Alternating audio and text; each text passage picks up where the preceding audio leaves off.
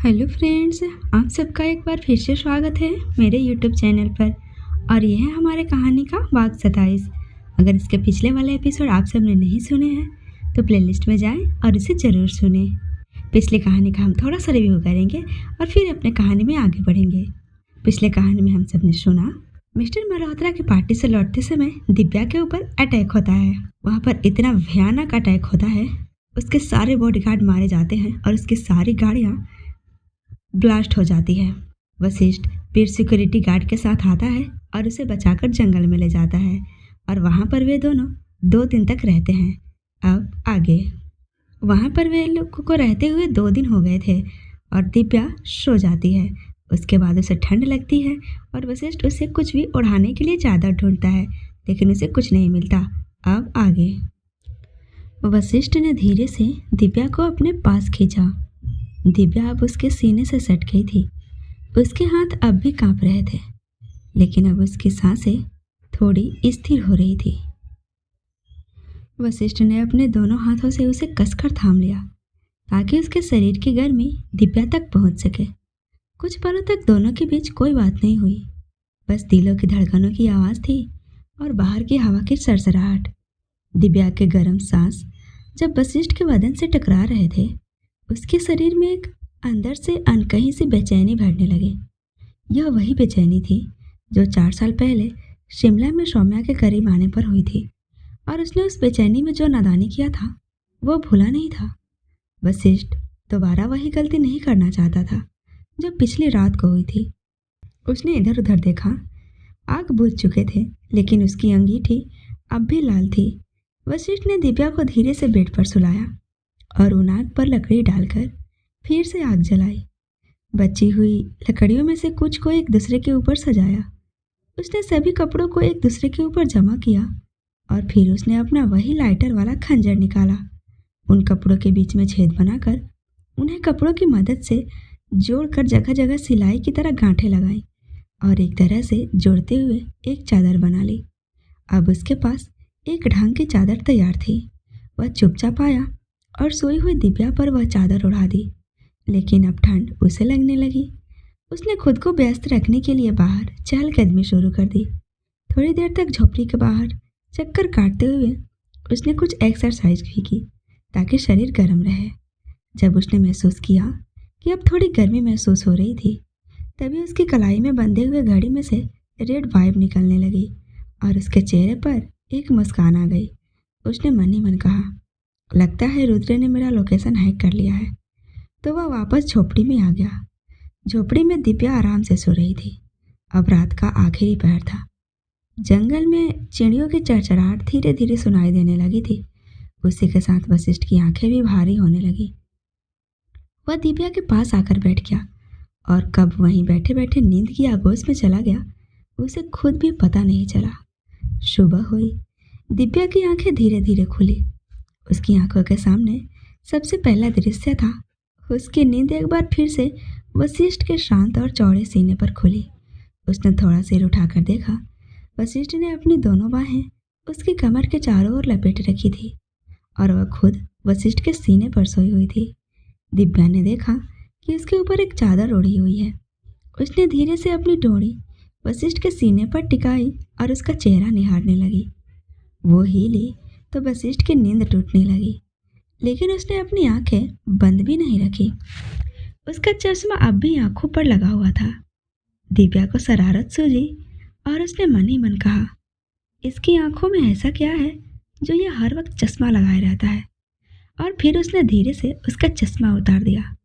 वशिष्ठ ने कोई प्रतिक्रिया नहीं दी। दिव्या ने उसे वापस पहना दिया। उसे कुछ भी अजीब नहीं लगा। वशिष्ठ की पलकें बिल्कुल ठीक ठाक है। वह उठना चाहती थी, लेकिन जैसे ही उसने थोड़ा ऊपर उठने की कोशिश की, वशिष्ठ ने अपनी बाहों को पकड़ थोड़ी और कस दी। अब दिव्या सचमुच संदेह करने लगी कि यह सच में सो रहा है या जाग रहा है। वह धीरे से उठने लगी और इस पर वशिष्ठ ने उसे नहीं रोका। दिव्या ने चुपचाप चादर वशिष्ठ के ऊपर डाल दी और बाहर अंगड़ाई ली।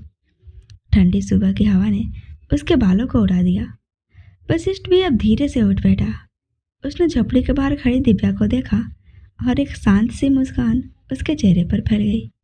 मुंबई में झा मेंशन में प्रतीक और डॉली हॉल में चक्कर काट रहे थे।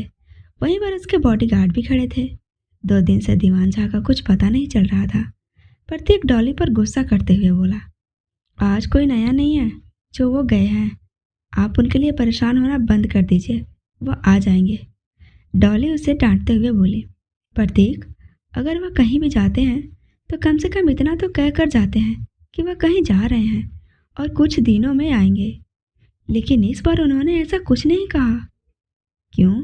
आप उनकी पत्नी हैं जो आपको आकर बताएंगे? डॉली को समझ आ रहा था कि उसका भाई उसे ताना दे रहा है। डॉली ने अपना चेहरा दूसरी तरफ घुमाया और जमीन को देखने लगी। उसकी आंखें गीली हो गई थी। प्रतीक को हमेशा डॉली से यही शिकायत रहती थी कि दीवान झा ने उससे शादी नहीं की, वह बिना शादी के उसके साथ रहती है। डॉली अपने आंसू पोंछती हुई वहां से चली गई। प्रतीक ने गुस्से में अपना मुट्ठी पास के पिलर पर दे मारा। उसके हाथों से खून निकलने लगा। तभी उसका मोबाइल बजा। डॉली, जो कि सीढ़ियों पर आधी चढ़ी थी, वह सीढ़ियों पर ऊपर चढ़ी थी। वह रुक गई और वापस नीचे उतर आई। प्रतीक ने मोबाइल उठाया और कान से लगाया। सर, हमें एक सुराग मिला है। बॉस की घड़ी और मोबाइल दोनों ही हमें बिजली रोड के पास मिले हैं। हम इस दिशा में आगे बढ़ रहे हैं। क्या आप आएंगे? प्रतीक ने कहा, ओके, मैं आ रहा हूँ। और उसने मोबाइल वापस अपनी जेब में रखा। डॉली जल्दी से उसके पास आकर बोली, प्रतीक, किसका फ़ोन था? प्रतीक ने एक लाजार भरी नज़र अपनी बहन को देखा और गहरी सांस लेते हुए बोला, शर्मा का था। उसने कहा कि बॉस की घड़ी और मोबाइल बिजली रोड के पास मिला है। मैं भी वहीं जा रहा हूँ। डॉली बोली, मैं भी चलूँगी तुम्हारे साथ। प्रतीक ने कहा, थोड़ी देर में रीचा जाग जाएगी और वह यहाँ किसी को ज़्यादा पहचानती भी नहीं है। वह रोएगी, आप यहीं रुकें। डॉली जिद करते हुए बोली, नहीं प्रतीक, प्लीज़ मुझे अपने साथ ले चलो, वह मुझे ढूंढेंगे। इस पर प्रतीक को फिर से गुस्सा आया और वह उस पर चिल्लाते हुए बोला, आप उनकी पत्नी बनने की कोशिश मत कीजिए। उन्हें कोई फर्क नहीं पड़ता, और अगर उन्हें फर्क पड़ा होता ना तो अब तक वो आपसे शादी कर चुके होते। इस पर डॉली ने फिर से एक थप्पड़ प्रतीक के चेहरे पर लगा दिया। तभी दोनों के कान में एक आवाज़ गूंजी, डॉली आंटी, आपने प्रतीक अंकल को क्यों मारा? यह बात सुनते ही दोनों रणबल हो गए। प्रतीक हंसते हुए रीचा की तरफ बढ़ा और उसे अपनी गोद में उठा लिया। डॉली भी जल्दी से अपने आंसू पोंछने लगी। प्रतीक ने रीचा के गालों को अपनी दोनों चुटकी से हल्का सा दबाते हुए बोला, ओहो मेरी बार्बी डॉल, आपकी आंटी थोड़ी नाराज है क्योंकि उनका सामान नहीं मिल रहा। जब तक कौन है उनका सामान नहीं मिलेगा वो ऐसे ही गुस्सा करेंगी। आप अपने आंटी के साथ रहिए, तब तक मैं भी उनका सामान लेकर आता हूँ। सामान शब्द पर उसने जोर दिया। डॉली उसकी बातों में छुपे ताने को अच्छे से समझ रही थी। डॉली ने कहा, अपना मोबाइल दो, मुझे शर्मा से बात करनी है, उसके बाद जाना। प्रतीक ने थोड़ी झिझक के साथ अपना मोबाइल डॉली के हाथों में दे दिया। बात करने के बाद जैसे ही डॉली ने फ़ोन काटा और प्रतीक की तरफ मोबाइल बढ़ाया, उसकी आंखें स्क्रीन पर अटक गई। स्क्रीन पर सौम्या का पीले गाउन वाला फ़ोटो था जब दोनों पार्टी में गए थे मल्होत्रा के यहाँ। प्रतीक ने सौम्या के साथ एक सेल्फी ली थी। हालांकि उसमें सौम्या का चेहरा अच्छे से नहीं दिख रहा था, लेकिन फिर भी डॉली चेहरा पहचान गई थी। उसके कानों में अचानक एक चीख गूंजने लगी, डॉली दीदी प्लीज़ मेरे बच्चे को बचा लीजिए, उसे कुछ नहीं होना चाहिए, प्लीज़ मेरे बच्चे को बचा लीजिए, मैं आपके हाथ जोड़ती हूँ, ये लोग मुझे और मेरे बच्चे को मार देंगे। प्रतीक ने उसके हाथ से मोबाइल ले लिया। डॉली अपने सोच से बाहर आई और जाते हुए प्रतीक को पीछे से रोक लिया। प्रतीक जाते जाते रुक गया और डॉली के सामने आकर बोला, अब क्या है? यह लड़की कौन है तुम्हारे स्क्रीन पर? मेरा दोस्त है, प्रतीक ने लापरवाही से कहा। दोस्त है मतलब तुम मिले हो उससे? हाँ, परसों ही मिला हूँ। और कुछ कहना है आपको? तुम सच में उससे मिले हो? डॉली ने फिर से पूछा। इस पर प्रतीक को गुस्सा आ गया। अब मैं आपको उससे मिलवा दूँ तो आपको भरोसा होगा? डॉली अंदर तक हिल गई। उसने एक बार रीचा को देखा, उसकी नीली आंखें, और फिर फोटो में दिख रही सौम्या की नीली आंखें। दोनों बातें डॉली के दिमाग में घूमने लगी। इन सब से बेखबर प्रतीक जल्दी से वहां से निकल गया। इधर जंगल में वशिष्ठ धीरे धीरे चलते हुए दिव्या के बगल में आकर खड़ा हो गया। कितना अच्छा मौसम है ना? दिव्या का चेहरा जैसा चमक उठा। दिव्या वशिष्ठ के पास आते हुए बोली, हम कब तक यहाँ रहेंगे? बस थोड़ी देर। तभी दोनों को आसमान में बहुत तेज गड़गड़ाहट सुनाई दी। वशिष्ठ ने ऊपर देखा। हवा में दो जेट उड़ रहे थे, लेकिन दोनों को पहचानना मुश्किल हो रहा था। वशिष्ठ ने जल्दी से दिव्या का हाथ पकड़ा और उसे वापस झोपड़ी के अंदर ले गया। उसने कपड़ों के ढेर से अपना पिस्तौल निकाला और उसे लोड करके अपने कमर में खोस लिया। दिव्या ने भी अपना पिस्तौल निकाला और उसे भरते हुए बोली, क्या हुआ? वे लोग फिर से आ गए? इस पर वशिष्ठ बोला, मुझे पूरा यकीन है यह मैक्स होगा, लेकिन हम कोई रिस्क नहीं ले सकते। उसने दिव्या का हाथ पकड़ा और झोपड़ी से बाहर निकल गया। दिव्या ने भी अपने हथियार को अपने कमर में अच्छे से दबाया हुआ था और एक गन हाथ में ले रखी थी। दिव्या ने अपने हाथ में पड़ा हुआ गन वशिष्ठ के हाथों में थमाते हुए बोला, आप ये दोनों रख लीजिए, मेरे पास एक है। वशिष्ठ ने दिव्या को अजीब नज़रों से देखा। दिव्या की नज़रों में इस वक्त वशिष्ठ के लिए चिंता साफ दिख रही थी। तभी उन्हें जेट से रस्सी पकड़कर मैक्स और बालवीर दोनों नीचे उतरते दिखाई दिए। दोनों को देखते ही वशिष्ठ और दिव्या ने चैन की सांस ली और वे दोनों पेड़ के पीछे से निकलकर मैक्स के सामने आ गए। मैक्स ने हल्का झुककर उनका अभिवादन किया, लेकिन बलबीर की आंखें हैरान थी। दिव्या को बचाने वीर आया था और यही समाचार पूरे न्यूज चैनलों पर फैली हुई थी कि वीर गायब है, लेकिन यहाँ तो वशिष्ठ था। एक पल के लिए उसे भी लगा कि क्या वशिष्ठ ही वीर है, लेकिन फिर उसने अपने ख्याल को झटका और उसे महेंद्र जी की बात याद आई। महेंद्र सिंह ने उन्हें बताया था कि वशिष्ठ अपनी कंपनी ब्लैक डायमंड को सौंप रहा है और उसके बदले में वीर उसे अपना दाहिना हाथ बनाएगा। यह उड़ती उड़ती खबर सबके कानों में पड़ी थी। दिव्या दौड़कर आई और बालवीर के गले से लग गई। बालवीर ने प्यार से उसके माथे को चूमा और उसके बालों में अपनी उंगलियों से खेलते हुए बोला, ठीक हो ना तुम? दिव्या एक लंबी सी मुस्कान लिए बोली, मैं बिल्कुल ठीक हूँ। वशिष्ठ अपनी आंखें छोटी करके दिव्या को घूरने लगा। देखो तो कैसे एक पल में मेरा एहसान ऐसे ही भूल गई। उसने सिर हिलाया और बांस पर टंगा हुआ अपना ओवरकोट उठाकर पहना। उस ओवरकोट में उसकी स्मार्टमेट में चांद चांद लगा दिए थे। वह फिर से उतना ही हैंडसम और गंभीर वशिष्ठ लगने लगा था। सब वहाँ से जेट में बैठे और तुरंत निकल गए और जेट उड़ गया। ब्लैक डायमंड का पार्किंग एरिया, दिन का समय। वशिष्ठ की बड़ी सी जेट ब्लैक डायमंड के पार्किंग एरिया में आकर रुकी। सारे लोग, चाहे वो वशिष्ठ के कर्मचारी हों या ब्लैक डायमंड के स्टाफ, खिड़कियों, बालकनी, दरवाजों और हॉल से झांक कर उसे देख रहे थे। मैक्स और बालवीर जेट से उतरने ही वाले थे कि वीर ने उन्हें रोकते हुए कहा, मैं आप दोनों को एक बात बताना चाहता हूँ। किसी को भी ये बात पता नहीं चलनी चाहिए कि वीर बॉस की जगह मैं था। वीर इस वक्त इंडिया में नहीं है, इसलिए मुझे वहाँ जाना पड़ा। ये बात बस आप दोनों तक ही रहनी चाहिए। वीर की ये खास बात तो सिर्फ बलबीर के लिए थी। बलबीर ने वशिष्ठ और दिव्या की तरफ देखा, फिर जेट से छलांग लगाकर नीचे कूदा। उसके पीछे वशिष्ठ भी कूद गया।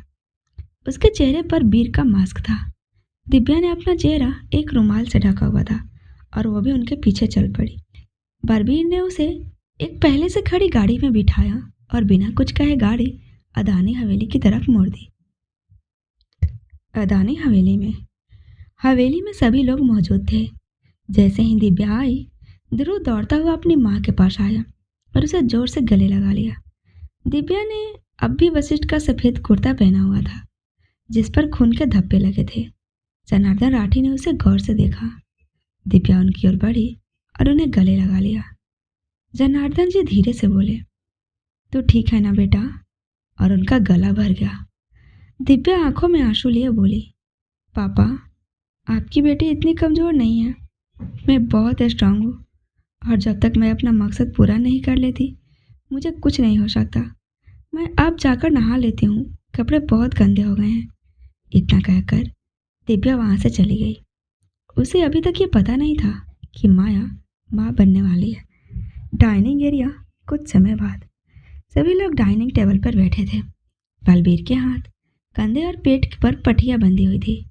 जहाँ जहाँ पट्टियां थी वहाँ से हल्का हल्का खून बह रहा था। उसकी पीली सूट पर खून साफ दिखाई दे रहा था। माया चिंता में बोली, आपके घाव से खून निकल रहा है, मैं डॉक्टर को बुला लेती हूँ, आप पहले पट्टी करवा लीजिए। तभी दिव्या सीढ़ियों से नीचे आई। दिव्या चौंकते हुए बोली, भैया आपको इतनी चोट कैसे लगी? माया तब तक बालवीर की शर्ट के बटन खोल चुकी थी और घाव दिखा रही थी। दिव्या आंखें भरकर बोली, आपने मुझे एहसास तक नहीं होने दिया कि आपको इतनी गहरी चोट लगी है। बालवीर मुस्कुराते हुए बोला, तुम्हें देखकर ही मेरे सारे दर्द एक पल में गायब हो जाते हैं। तुम सही सलामत हो, बस यही सबसे बड़ी राहत है। दिव्या के मन में एक बार फिर वही सवाल गूंजा, ये लोग कौन हैं जो मुझे मारना चाहते हैं और क्यों? दिल्ली में तो ऐसा कुछ नहीं हुआ, फिर मुंबई में ही मेरे साथ ऐसा क्यों हो रहा है? जनार्दन राठी मन में सोच रहे थे कि शायद मुंबई लाकर उन्होंने गलती कर दी।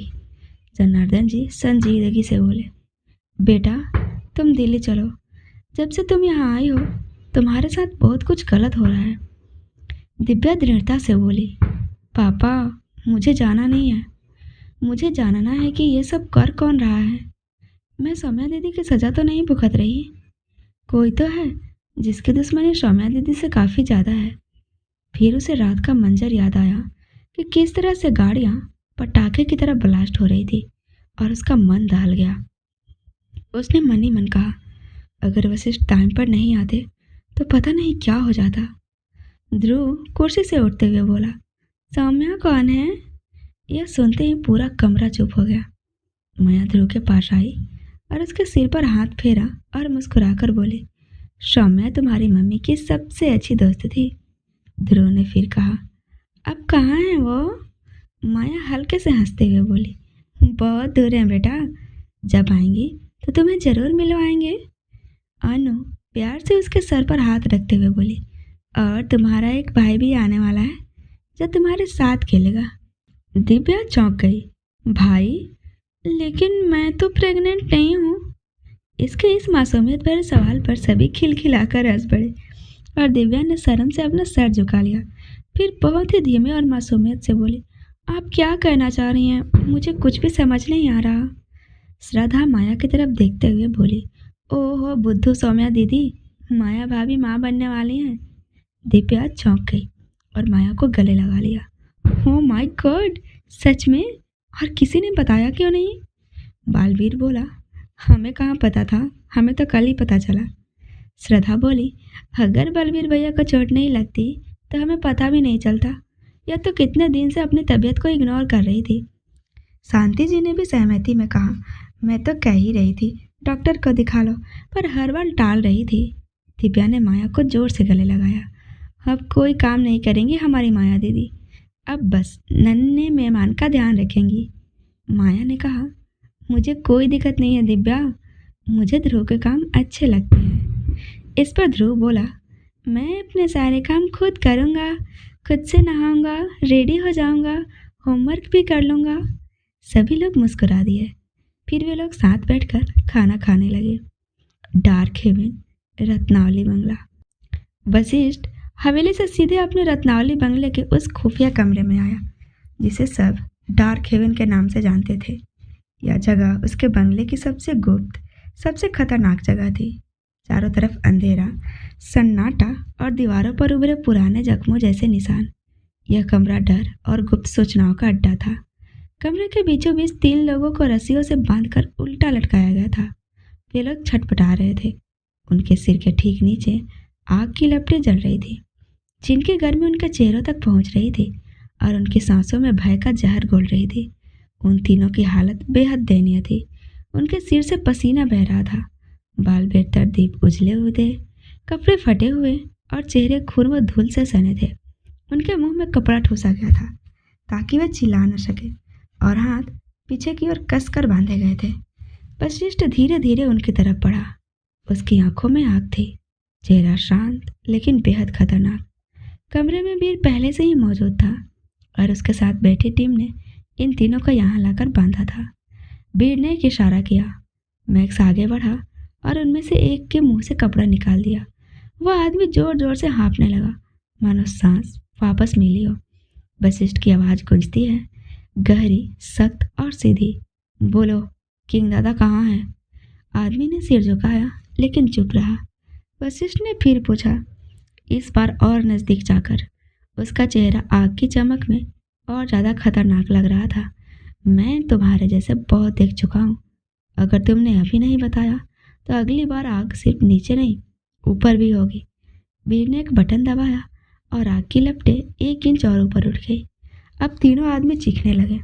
उनका दर्द उनके चेहरे पर साफ झलक रहा था, लेकिन फिर भी उन्होंने अब तक कुछ नहीं कहा। वशिष्ठ ने मैक्स की तरफ देखा और सिर हिलाया। मैक्स ने दूसरे आदमी का कपड़ा भी हटा दिया और बोला, किंग दादा, तुम्हारा मालिक वो कहाँ है? दूसरे आदमी की आंखों में भय तैर रहा था, लेकिन अब तक वह चुप था। तब वशिष्ठ ने अपना अंतिम हथियार निकाला, सच का वो डर जो मौत से भी बड़ा होता है।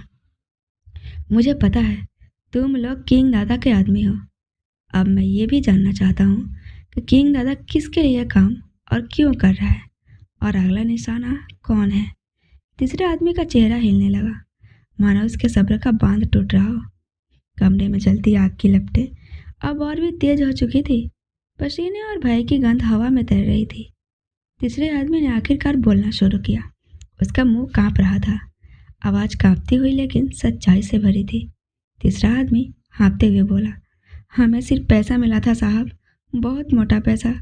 बस एक तय वक्त पर उस जगह पहुंचने को कहा गया था। हम तीनों को किसी किंग दादा का नाम तक नहीं पता, बस कहा गया था कि उसे ख़त्म करना है किसी भी हाल में। वशिष्ठ का चेहरा अब और भी सख्त हो गया। उसकी आंखों की आग तीनों की आत्मा को भेद रही थी। वशिष्ठ धीरे लेकिन बहुत ठंडी आवाज में बोला, तो तुम सिर्फ मोहरे थे, किराए के टुकड़े, जिनके पीछे असली चाल चलने वाला कोई और था। वीर ने एक और कदम आगे बढ़ाया।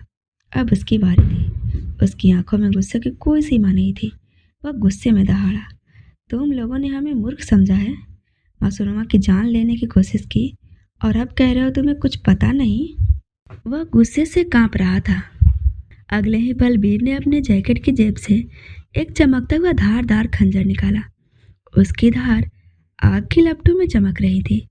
वीर ने पहले आदमी की आंख के पास चाकू रोका और बहुत नज़दीक ले जाकर वह आदमी चीख भी नहीं पाया और आंखों से आंसू गिरते रहे। वशिष्ठ धीरे से बोला, मैं झूठ से नफरत करता हूँ। वीर ने अचानक हाथ बढ़ाया और चाकू उस आदमी की आंख में घुसा दिया। एक भयानक चीख कमरे में गूंजी, लेकिन कुछ ही सेकंड में सब शांत हो गया। आंख से खून की धार बहने लगी और वो लाश बन गया। दूसरे आदमी की सांसें तेज हो गई थी, जैसे मौत उसके कंधे पर बैठ चुकी थी। वह कुछ बोलना चाहता था, लेकिन उससे पहले ही वीर ने उसका गला दबोच लिया और सीने पर चाकू से 24 जगह काट डाले। खून उगलते ही वो जमीन पर गिर पड़ा। अब तीसरे आदमी की बारी थी। वो गिड़गिड़ा रहा था, हाथ जोड़ रहा था, लेकिन वशिष्ठ के लिए उसकी दया किसी पत्थर से टकराकर गिरने वाली आवाज़ थी। तीसरा आदमी कांपते हुए बोला, मैंने कुछ नहीं किया, प्लीज़ मुझे छोड़ दो, मेरी बीवी, मेरे बच्चे। वशिष्ठ बिल्कुल भाव शून्य होकर बोला, अगर तुम्हारे अंदर इतना डर पहले होता तो शायद तुम आज यहाँ नहीं होते। वशिष्ठ ने खुद आगे बढ़कर उस तीसरे आदमी की गर्दन मरोड़ दी। एक ही झटके में उसकी चीख, उसकी जान और उसका वजूद खत्म हो गया। कमरे में अब सिर्फ 3 लाशें थी और 2 खामोश, खून से सने चेहरे, वशिष्ठ और मैक्स। वशिष्ठ ने मैक्स की तरफ देखा और शांत स्वर में बोला, अब खेल की शुरुआत हुई है, किंग दादा नहीं, अब पूरा नक्शा साफ करना होगा।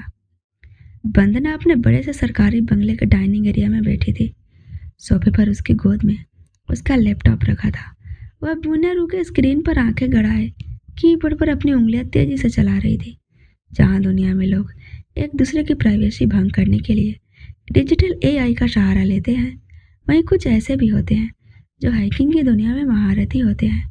हैकिंग की इस दुनिया का एक नाम था रुद्र, जिसका निकनेम जेनो था, और दूसरा बड़ा नाम था वंदना का, जिसका निकनेम कारियो था।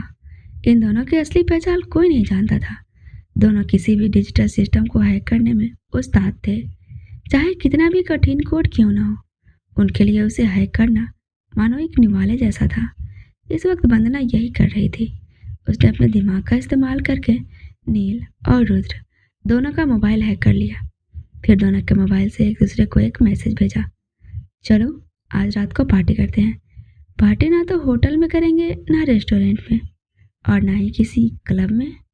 दिल्ली बाजार के पीछे वाली रोड पर कार में बैठकर पार्टी करते हैं ना, काफ़ी दिन हो गए। फिर वो मुस्कुराने लगी।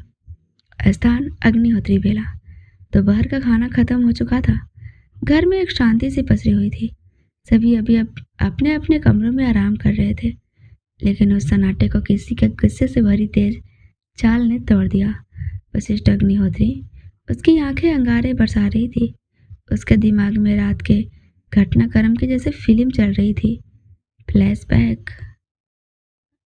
जैसे ही वशिष्ठ रत्नावली बंगले से अपने ऑफिस पहुंचा, मिहिर ने कुछ फोटोज उसके सामने रख दिए। उसमें 3 चेहरे थे। महेंद्र अदानी, वशिष्ठ के असली पिता, उनकी आँख हूबहू वशिष्ठ जैसा था, और एक महिला जो हूबहू सौम्या जैसी दिखती थी। उस फोटो ने वशिष्ठ के अंदर एक भयंकर तूफान खड़ा कर दिया था। क्या सौम्या पर हमला हुआ? मेरे ही दादाजी की साजिश थी? यही सवाल लिए वशिष्ठ तेज कदमों के चलते हुए अधिराज अग्निहोत्री के कमरे में पहुंचा। उसने बाहर मैक्स को रोक दिया और फिर दरवाजे को तेज झटके से बंद कर दिया। उस आवाज़ से अधिराज की नींद टूटी। वो धीरे धीरे उठे, चश्मा पहनने लगे। वशिष्ठ गुस्से में था, लेकिन आवाज़ में अब भी सम्मान बचा था। वह उनके पास जाकर बैठा और एकदम धीरे से कहा, दादाजी, आप किस बात का इंतज़ार कर रहे हैं? क्या आप चाहते हैं कि आपकी एक सच्चाई छुपाने की वजह से पूरा परिवार बर्बाद हो जाए, मासूमों की जान चली जाए? अधिराज चौंक कर उसकी तरफ देखने लगे। क्या कह रहे हो वशिष्ठ? वशिष्ठ ने बिना कुछ कहे हाथ में वो फोटोग्राफ्स रख दिए। देखिए और बताइए, इस फोटो में कौन कौन है? अधिराज की आंखें फोटो पर टिक गई। उनकी उंगलियां कांपने लगी और पलकें फैल गईं। वो बारी बारी से हर चेहरे को देख रहे थे। महेंद्र, फिर वो औरत, फिर वशिष्ठ के पिता, और फिर अचानक उनकी नज़रें वशिष्ठ पर जम गई। उनकी आंखों ने जो देखा था वो था डर, पछतावा और कोई गहरा राज। वो बोले नहीं, बस एक गहरी सांस ली। समय रात के 11 बजे। रात 11 बजे जैसे ही नील और रुद्र अपनी अपनी कारों से उस जगह पहुंचे, नील ने रुद्र को देखकर कहा, तुझे क्या 10वीं क्लास के बच्चों का शौक चढ़ा है जब बीच रास्ते में पार्टी कर रहा है? इस पर रुद्र बोला, अबे साले, मैंने कब कहा? तूने ही तो मैसेज किया था कि आज पार्टी करते हैं, इसलिए आया हूँ। नील चौंक गया। मैंने कब मैसेज किया? फिर उसने रुद्र का फ़ोन दिखाया। देख, सिर्फ तेरा मैसेज आया है। अब दोनों के दिमाग तेजी से दौड़ने लगे। वे इधर उधर देखने लगे। रुद्र बोला, किसी ने हमें फंसाया है, कहीं कुछ गड़बड़ ना हो जाए। वे अपनी बातों में ही थे कि अचानक गाड़ियों का टायर पंचर होने की आवाज़ आई। तेज हवा निकलने की सीटी जैसे आवाज़ ने दोनों को चौंका दिया। वे घबरा कर पीछे की तरफ मुड़े, तभी देखा कि वंदना हाथ में एक मोटा लोहे का रॉड लिए खड़ी थी। रॉड के किनारे एक नुकीला शीरा बना था, जिससे उसने दोनों गाड़ियों के टायर पंक्चर कर दिए थे। वो रॉड को हवा में घुमाते हुए अपनी हथेली पर रख कर मानो खेलते हुए दोनों के सामने आकर खड़ी हो गई। इस वक्त उसकी कमर पर एक तरफ सरकारी पिस्टल थी और दूसरी तरफ एक हथकड़ी। वो दोनों को देखकर बोली, तुम दोनों यहाँ क्या कर रहे हो? रुद्र थोड़ा आगे आया और बोला, मैडम जी, आपने हमारी गाड़ी का टायर पंक्चर क्यों किया है? वंदना ने अपने हाथ में हथकड़ी निकाली और झटके से रुद्र के हाथ में पहना कर लॉक कर दी। रुद्र उसे हैरानी से देखने लगा। ये क्या किया तुमने? नील वंदना पर चिल्लाते हुए बोला, खोलो इसे, अभी के अभी। उसने हथकड़ी का दूसरा सिरा पकड़ा और रुद्र को खींचते हुए वंदना के सामने लाकर खड़ा कर दिया। वंदना ने फुर्ती दिखाई और झटके से दूसरे सिरे में नील का हाथ डालकर लॉक कर दिया। अब रुद्र और नील एक दूसरे को देखने लगे। नील ने वंदना का हाथ पकड़ते हुए कहा, व्हाट द हेल, पागल हो गई हो क्या? ये क्या कर रही हो? और तुमने हमें मैसेज करके बुलाया, अब कहाँ ले जा रही हो? वंदना ने ठंडे स्वर में कहा, गाड़ी में बैठो, फिर बताती हूँ। वो हथकड़ी की चाबी अपनी उंगली में गोल गोल घुमा रही थी। वो ड्राइविंग सीट पर बैठी और दोनों को आंखों ही आंखों में देखा। दोनों आपस में इशारे कर रहे थे। वंदना ने इशारे समझ लिए थे कि दोनों उसे झांसा देकर चाबी हथियाना चाहते हैं, इसलिए उसने अपनी उंगली में चाबी को इतनी जोर से घुमाया कि वह चाबी सड़क किनारे की खाई में जा गिरी। रुद्र चिल्ला उठा, अब हमारा हाथ कैसे खुलेगा? वंदना बोली, मेरे पास दूसरी चाबी है तो तुम चिंता मत करो। उसने गाड़ी का दरवाज़ा लॉक किया और बीच में लगा पार्टीशन ऑन कर दिया ताकि वे दोनों उस तक ना पहुंच सके। अब रुद्र और नील को बाहर का कुछ भी दिखाई नहीं दे रहा था। दोनों चुपचाप बैठे थे। रुद्र ने पॉकेट से मोबाइल निकाला, लेकिन मोबाइल पूरी तरह वंदना के कंट्रोल में था। रुद्र ने वायरस हटाने की कोशिश की, लेकिन दोनों मोबाइल की स्क्रीन पूरी तरह ब्लैंक हो चुकी थी। रुद्र ने पार्टीशन पर जोर से हाथ मारा और बोला, देखिए, आप बहुत गलत कर रही हैं। आप हमें कहाँ लेकर जा रही हैं? नील बोला, वंदना, ये क्या मजाक है? वंदना ने कुछ नहीं कहा। उसने ईयरफोन निकाला और अपने कानों में डाल लिया। कुछ देर बाद गाड़ी रुकी और वंदना गाड़ी से बाहर निकली और उसे सीधा अपने गैराज में खड़ा कर दिया। नील और रुद्र को उम्मीद थी कि अब दरवाज़ा खुलेगा, लेकिन वंदना ने दरवाज़ा नहीं खोला। वो चुपचाप अपने बंगले के अंदर चली गई और सो गई। बेचारे रुद्र और नील सारी रात गाड़ी में हथकड़ी में बंद रहे। अगली सुबह वंदना उठी और उसने अपने लिए कॉफ़ी बनाई। कॉफ़ी पीने के बाद उसने अपनी फिजिकल रूटीन पूरी की, वर्कआउट किया, एक्सरसाइज की और फिर गैराज में पहुंच गई। उसने अपने घर के सभी काम करने वालों को पहले ही 4 दिन की छुट्टी दे दी थी। उसने पीछे का दरवाज़ा खोलने की गलती नहीं की। गाड़ी के पास पहुंचकर उसने आगे का दरवाज़ा खोला और पार्टीशन पर हल्के से नॉक नॉक किया। रुद्र और नील की हालत पूरी तरह से खराब थी। उसने पार्टीशन को हल्का सा ऊपर उठाया। अंदर से झांकते हुए एक आवाज़ आई, हेलो मिस्टर नीला रुद्र। इस पर नील गुस्से में बोला, वंदना, ये सब क्या है? उसकी आवाज़ ठगी हुई थी। तुमने रात भर हमें गाड़ी के अंदर बंद करके रखा, दरवाज़ा क्यों नहीं खोला, हमें बाहर क्यों नहीं निकाला? हमारा दम घुट रहा है। अगर तुमने अब भी हमें बाहर नहीं निकाला तो मैं तुम्हें जान से मार दूंगा। इस पर वंदना बोली, ठीक उसी तरह जैसे तुम दोनों ने मिलकर सौम्या को मार दिया था। नील और रुद्र एक दूसरे की ओर बड़ी बड़ी आंखों से देखने लगे। मार दिया? लेकिन सौम्या तो जिंदा है।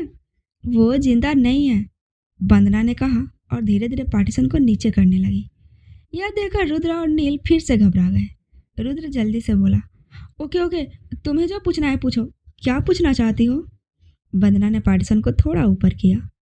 वह कुछ बोलने ही वाली थी, तभी रुद्र और नील ने अपना एक एक हाथ उसकी ओर बढ़ाया। नील ने वंदना की गर्दन पकड़ ली और रुद्र ने उसका कॉलर। वंदना खुद को छुड़ाने की कोशिश करने लगी। नील बोला, अब तब तुम भी ऐसे ही रहोगी जब तक हम इसमें बंद रहेंगे। जल्दी से गाड़ी का दरवाज़ा खोलो। वंदना ने पार्टीशन को नीचे गिराने की कोशिश की। पार्टीशन पतली तांबे की चादर से बनी थी। उसकी तेज धार रुद्र और नील के हाथों पर लगने लगी और उनके हाथों से खून बहने लगा। दर्द से दोनों ने वंदना को छोड़ दिया।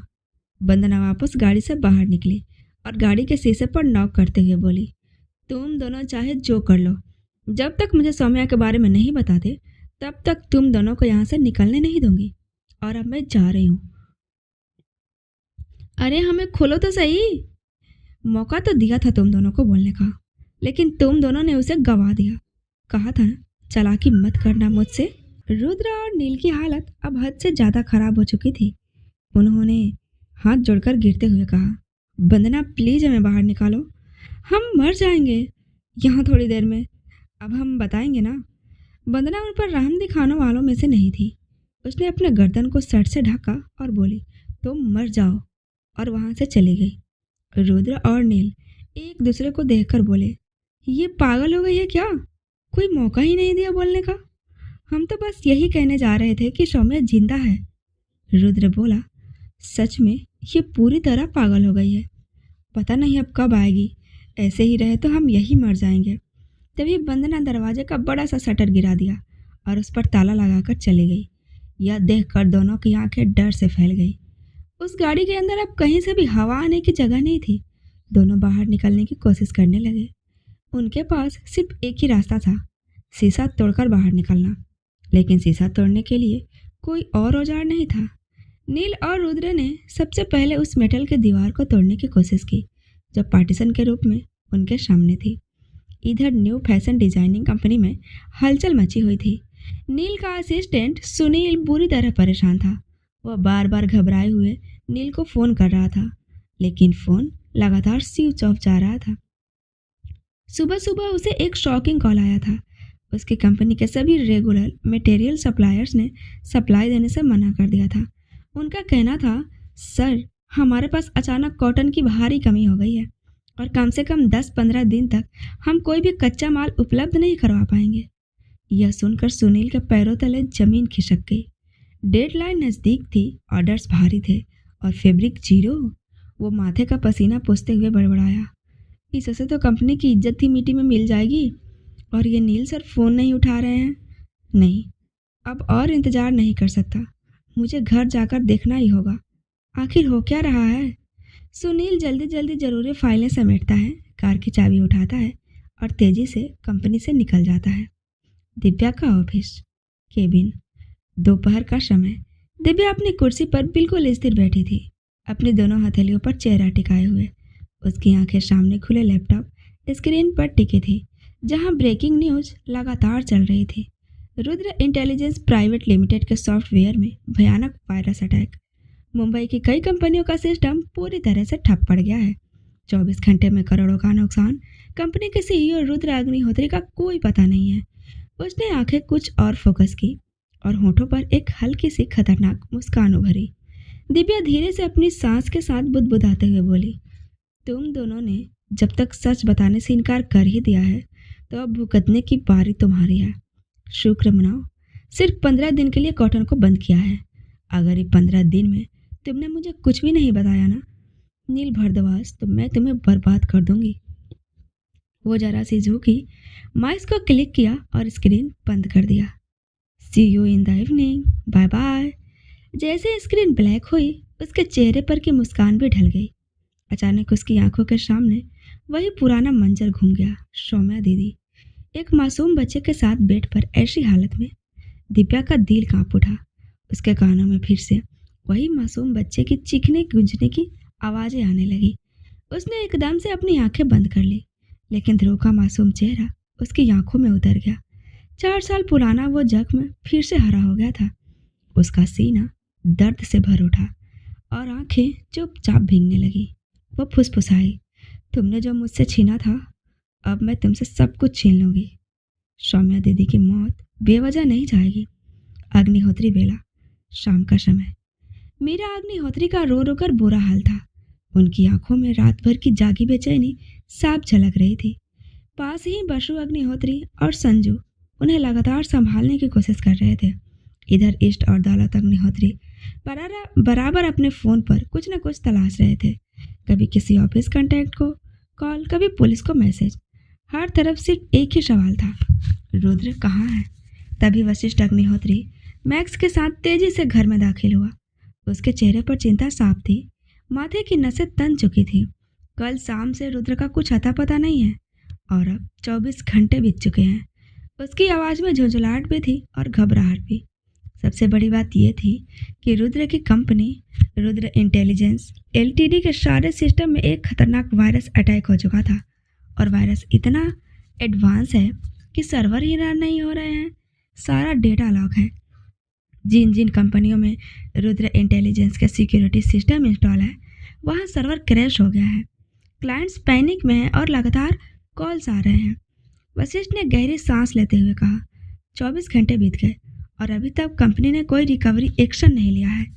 रुद्र से कोई संपर्क नहीं हो रहा। हम पुलिस को इन्फॉर्म भी कर चुके हैं, लेकिन उसने अपनी चाची को गले लगाया और उन्हें चुप करने की कोशिश करने लगा। मीरा अग्निहोत्री की सिसकियां अब और तेज हो गई थी। वो अपनी जगह से उठी और वशिष्ठ के पास आकर जोर से गले लग गई। मीरा कांपती आवाज़ में बोली, वशिष्ठ बेटा, मेरा रुद्र, मेरे बच्चे को ढूंढो, कुछ हो ना गया हो कहीं। वशिष्ठ ने उन्हें थामते हुए धीरे से उनके पीठ पर हाथ फेरते हुए कहा, छोटी माँ, प्लीज़ शांत हो जाइए। अभी 24 घंटे भी नहीं हुए हैं और वो कोई बच्चा नहीं है। रुद्र खुद इंटेलिजेंस एजेंसी चलाता है और नील भी तो गायब है। हो सकता है दोनों साथ हो, मैं ढूंढ लूँगा उन्हें, मैं वादा करता हूँ। लेकिन उसके चेहरे पर गहरता तनाव साफ था। उसका दिमाग लगातार यही सोच रहा था, आखिर ऐसा कौन सा दुश्मन सामने आ गया जो रुद्र और नील दोनों को एक साथ गायब कर सके। उसने तुरंत मुड़कर अपने राइट हैंड मैक्स को आदेश दिया, मैक्स, एसपी वंदना कोठारी को तुरंत अपडेट दो, हर सेकेंड अब जरूरी है। मैक्स ने सिर हिलाते हुए कहा, ओके बॉस, और तेजी से वहां से निकल गया। इसी बीच नील का असिस्टेंट सुनील हड़बड़ाते हुए घर में दाखिल होता है। सुनील तेजी से बोलते हुए अंदर गया, सर, नील सर कल शाम को ऑफिस से निकले थे लेकिन ऑफिस नहीं पहुंचे और अब तक वापस भी नहीं आए। उनका फ़ोन भी स्विच ऑफ है। यह सुनते ही घर में सन्नाटा छा गया। नील के पापा महेश भारद्वाज और माँ अनीता भारद्वाज एक दूसरे को देखकर हक्के बक्के रह गए। अनीता जी का चेहरा फक पड़ गया। हे भगवान, ये दोनों बच्चे कहाँ चले गए अचानक? कहीं किसी ने किडनैप तो नहीं कर लिया? और इधर बहुत ही मशक्कत के बाद रुद्र और नील की आंखों में वो तेवर था जो हालात से हार मानने वालों में नहीं होता है। दोनों ने अपनी ताकत और होशियारी से कार के अंदर बिछी पतली चादर को बार बार अपने जूतों से मारा। हर बार पर चादर हल्की सी हिलती और आखिरकार एक किनारा थोड़ा सा टेढ़ा हो गया। नील तेजी से बोला, वहीं है, वहीं से तोड़ना है, और जोर से मारो। दोनों की आंखों में उम्मीद की चमक दौड़ पड़ी। रुद्र ने उस मुड़े हुए हिस्से को कसकर पकड़ा और पूरा जोर लगाकर उसे और फाड़ा। धीरे धीरे चादर वहां से टूटने लगी। आगे के सीट पर पहुंचते ही नील की नज़र डैशबोर्ड पर पड़ी। नील, वो देख रॉड, शायद इससे कांच तोड़ सकते हैं। रुद्र ने बिना वक्त गंवाए अंदाज़ा लगाते हुए अंदाज में गाड़ी की अंदरूनी लाइट ऑन की ताकि साफ साफ दिख सके। उसने लोहे की रॉड हाथ में ली और पूरे जोर से विंड शील्ड पर दे मारी। ठक ठक की आवाज़ के साथ कांच आखिरकार चटक गया और टूटकर नीचे गिरा। नील हाँफते हुए बोला, बच गए यार, अब बाहर निकल। दोनों जैसे ही बाहर निकले, थोड़ी ठंडी हवा ने उनका स्वागत किया, लेकिन चैन की सांस अभी भी दूर थी। गैरेज का मेन दरवाज़ा अभी भी बाहर से बंद था और उस पर मजबूत ताले लगे थे। दोनों कुछ सेकंड तक सांस समेटते रहे और फिर दरवाजे के पास आकर नीचे बैठ गए। दरवाजे के नीचे से हल्की रोशनी अंदर आ रही थी, शायद कोई आने वाला हो। रुद्र धीरे से नील की तरफ देखते हुए बोला, हमें अब सिर्फ बंदरा के आने का इंतजार करना है। नील बोला, और जैसे ही वो दरवाज़ा खोलेगी, रुद्र सख्त आवाज़ में बोला, उसकी कहानी खत्म। दोनों एक दूसरे की आंखों में झांके और वहीं बैठकर एक प्लान बनाने लगे। एक शातिर, ठोस और तेज प्लान, सबक सिखाने के लिए। ब्लैक डायमंड में इंटेलिजेंस मीटिंग रूम में अलग ही माहौल था। वशिष्ठ इस वक्त वीर के गेटअप में काले रंग की कुर्सी पर बैठा था, एकदम सेंटर में। सामने बैठे थे ब्लैक डायमंड के सिक्योरिटी हेड बॉल फर्स्ट और साथ में इंटेलिजेंस ब्यूरो के हेड। दोनों अपनी सफाई देने में लगे थे, लेकिन वीर की चुप्पी माहौल को और भारी बना रही थी। बॉल फर्स्ट थोड़ा घबराए हुए बोले, पूरे शहर का सीसीटीवी फुटेज चेक कर लिया गया है। जो लास्ट फुटेज मिला है उसमें रात 11 बजे के करीब दोनों रुद्र और नील सर को शहर के आखिरी छोर पर देखा गया। वहीं पर उनकी गाड़ियां पंचर मिली है, लेकिन उसके बाद वो कहाँ गए कुछ पता नहीं चल पा रहा।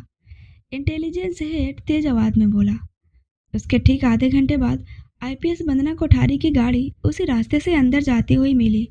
उसके बाद सिर्फ 3 और गाड़ियां अंदर गई हैं, लेकिन उनमें कुछ भी संदिग्ध नहीं मिला।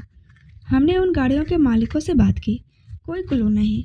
अब या तो रुद्र और नील मुंबई पुणे के जंगलों में हैं या फिर। बोलते बोलते रुक गया और वहाँ पर चुप्पी छा जाती है। वीर ने आंखें टेढ़ी करते हुए दोनों की ओर देखा और एक सधा हुआ बोला, बस। इंटेलिजेंस हेड धीरे से बोला, बॉस, एक बात और है। सभी गाड़ियाँ चेक हुई, लेकिन आईपीएस वंदना की गाड़ी पोस्ट से बिना चेकिंग के बाहर निकली। वीर ने दोनों को उंगली से जाने का इशारा किया। अभी वीर कुछ सोच ही रहा था कि कावेरी हाथ में कॉफ़ी मांग लिए कमरे में आई। जैसे उसने टेबल पर मग रखा, उसका पैर फिसला और वह सीधे वीर की ओर गिर पड़ी। वीर अपनी जगह से झटके से उठ गया और पीछे हट गया। कावेरी का पूरा शरीर आगे झुका, बाल बिखर गए और चेहरा सीधे वीर की कुर्सी पर जा टकराया, जहां डायमंड एस्टेडेड कटिंग थी और उसके बाल बुरी तरह से उस सिंहासन के डिजाइन में फंस गए। मैक्स चौंक कर खड़ा हुआ। कावेरी! वह दौड़कर आया और उसे संभालने लगा, लेकिन कावेरी ने झटके से उसका हाथ हटाया। कावेरी गुस्से में मैक्स को देखती है। ये सब तमाशा तुम्हें मजाक लगता है? वीर ने मुस्कुराकर उसकी ओर देखा और बिना कुछ कहे कुर्सी से उठकर बाहर चला गया। वीर मन में बड़बड़ाता हुआ बोला, ये लड़की भी ना, जहाँ सीरियस चीजें चल रही है वहाँ अलग ही नाटक शुरू हो जाता है इसका। और इधर ये दोनों लड़के पता नहीं किस मुसीबत में हैं। आईपीएस वंदना, गाड़ी बिना चेकिंग के निकलती है, गैरेज जंगल। क्या वंदना कोठारी का कुछ लेना देना है इन सब के गायब होने से? वह मन ही मन सोचते हुए कमरे से बाहर चला गया। तो चलिए आज के लिए इतना ही। कल फिर से नए एपिसोड के साथ मिलते हैं। और अगर वीडियो अच्छी लगी तो फिर से मैं आप सबसे रिक्वेस्ट करती हूँ कि प्लीज़ वीडियो को लाइक, शेयर और सब्सक्राइब कीजिए। और हाँ, कमेंट करके बताइए कि आप लोगों को कहानी कैसी लगी। धन्यवाद।